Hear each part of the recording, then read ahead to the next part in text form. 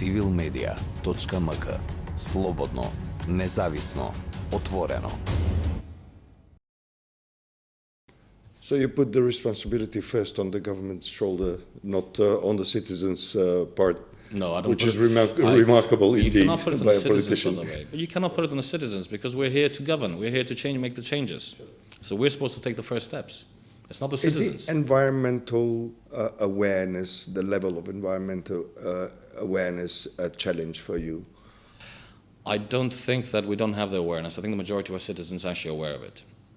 Of course, there's going to be some that are not. But the question is, again, when I said earlier, have we, as a state, and I'm not saying the government, but as a state, but because a state gets governed by different governments over time, have we invested in infrastructure to give the opportunity to the citizens to dispose of their waste appropriately?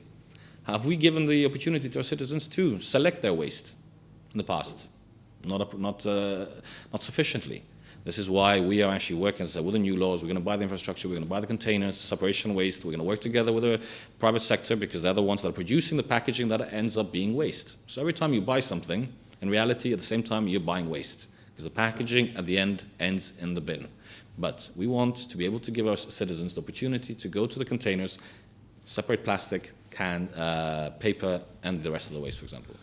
How far is that operation? Because I don't think we can see a lot of selection. Unfortunately, things have not happened as I foresaw them when I first arrived, or as the government had been planning. As I said, we've gone through the pandemic, we've gone through crisis, an energy crisis, and now there's also the food issue. But this year we're starting. So the law is in Parliament. We're expecting the law to be passed very soon. I don't think there's any single member of Parliament who wants to block such an important project when we're speaking about having a cleaner environment and finally solving the issue on waste management. Second of all, we also have now funds from the plastic bags that we introduced a fee on it, because the idea is the polluter pays principle, because plastic bags at the end of the day, they pollute our soil, and they're there for hundreds of years.